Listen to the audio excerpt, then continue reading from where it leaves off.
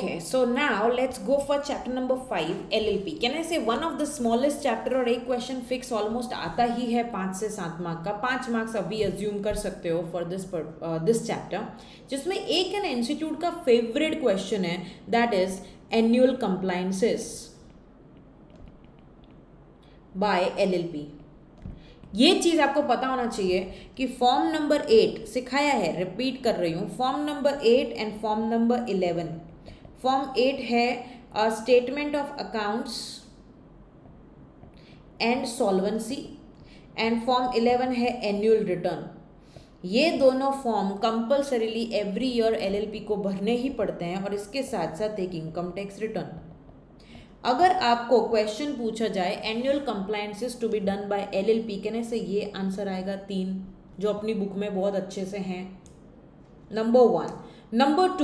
Number two एक question ये आएगा कि मैम अगर इन्होंने फाइलिंग नहीं किया तो क्या, तो उसकी पेनल्टी याद रखने की, क्योंकि बहुत बार पूछी जा चुकी है. That is second. And third, अगर हम बात करें इनकॉर्पोरेशन की तो बिल्कुल कंपनी जैसा सेम ही है. कंपनी में नाम के लिए था रन, इधर है रन LLP. एंड आपको मैंने बोला है पहले incorporation form, all the old students जो पहले पढ़ चुके हैं, राइट, मे बी आपने 2018 में पढ़ा, 19 में पढ़ा या 2020 इनिशियल टाइम पे पढ़ा. सो मैं आपको बता दूं, आपके लिए एक टाइम था जो फॉर्म नंबर 2 हुआ करता था for incorporation. Now the new form is Philip.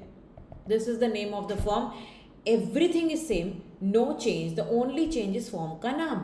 Form का नाम था पहले फॉर्म 2, अभी गवर्नमेंट नया फॉर्म लेके आ गई, सिस्टम पूरा बदल दिया, तो नाम है FiLLiP. And FiLLiP is form for incorporation of LLP.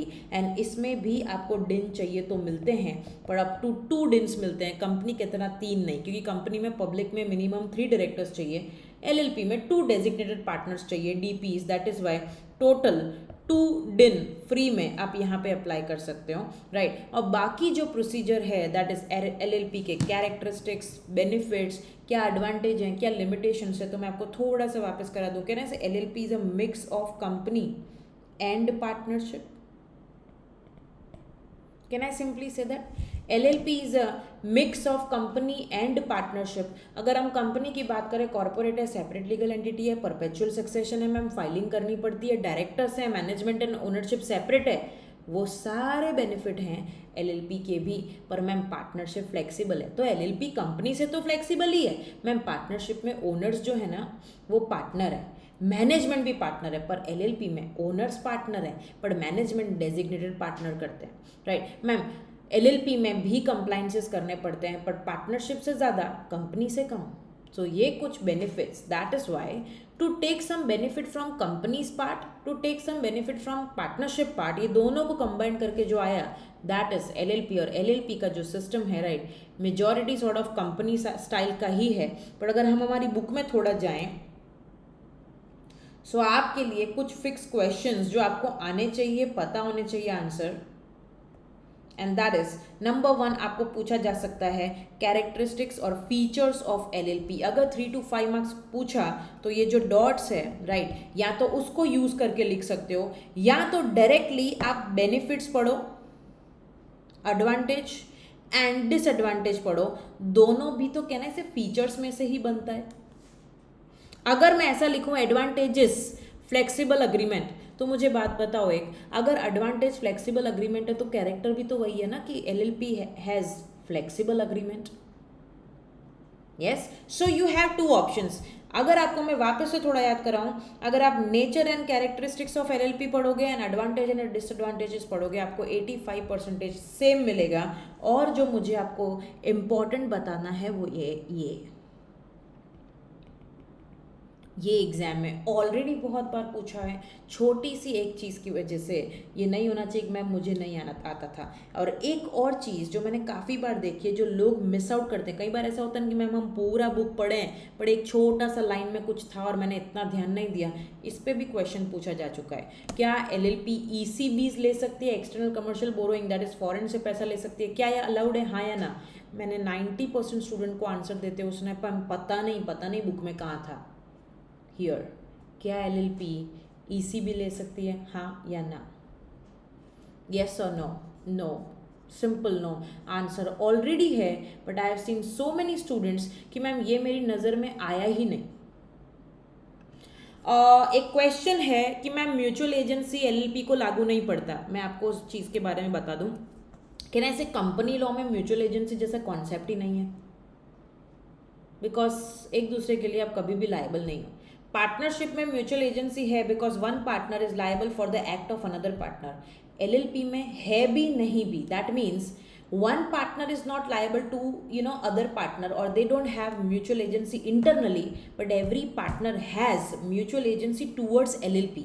वो LLP के लोग रिस्पॉन्सिबल है, वो LLP को आंसरेबल हैं, पर वो एक दूसरे को आंसरेबल नहीं है। That's the difference. So mutual agency is not there, but agency towards LLP is there, right. एक ये सेकेंड आता है रजिस्ट्रेशन, जो मैं जानती हूँ यहाँ पे सबको आता है। So the process would be RUN, FiLLiP and can I say, उसके बाद आपको भरना पड़ता है फॉर्म 3 फॉर LLP डीड, जो 30 days of incorporation, with in 30 days of incorporation. कुछ याद आया? फॉर्म 4 था अगर आपको बाद में कुछ चेंजेस करने हैं, राइट एंड डेजिग्नेटेड पार्टनर्स और partners, that is form 4। Registered office के लिए भी फॉर्म है, फॉर्म नंबर 15 एंड 8 एंड 11 जो मोस्ट इंपॉर्टेंट फॉर्म है, that is for accounts and annual return. So this is about same as company.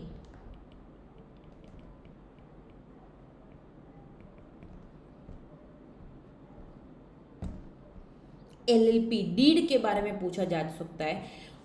In CS professional, once you clear the executive, there is a separate subject called drafting.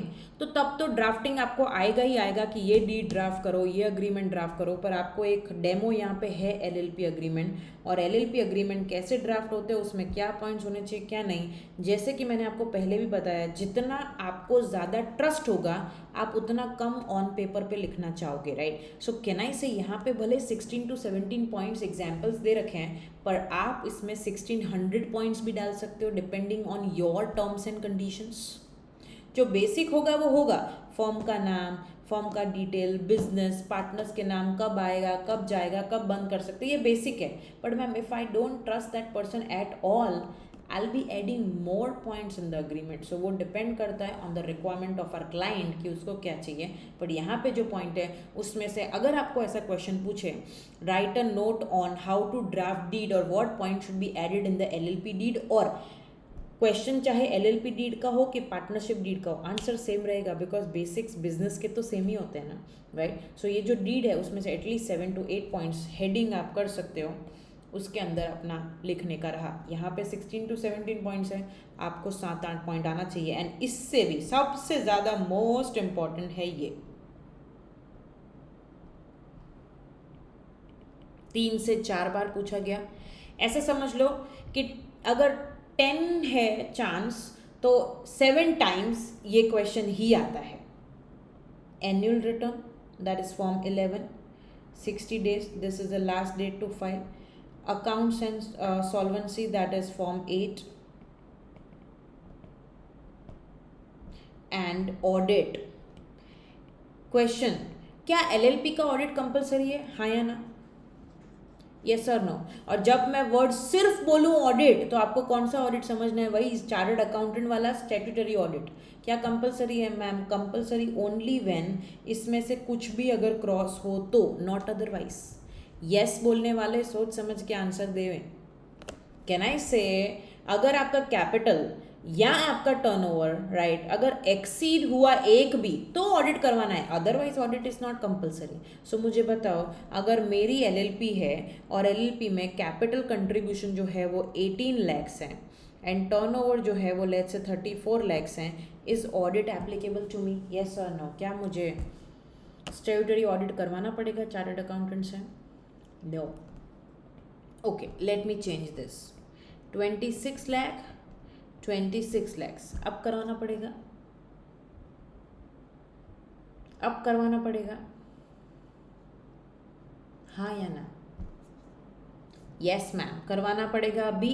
I understand कि turnover अभी भी with in limit है, but क्या capital limit में है? क्या capital limit में है? नो। सो अब मुझे करवाना पड़ेगा। Clarity? Clear everyone? So this is most important question. And last में अबाउट टैक्स रिटर्न, जो आपने इनकम टैक्स में भी सीखा होगा कि कौन सी एंटिटी कौन सा रिटर्न कब भरती है. सो this is all about very small chapter, but I mean एक क्वेश्चन फिक्स आता ही है और ज़्यादातर टाइम एनुअल कंप्लाइंस या ऑडिट के बारे में आता है. उसके अलावा ऑप्शंस बहुत हैं, but this is one of the simplest question asked so many times. This is chapter number 15, sorry chapter number 5.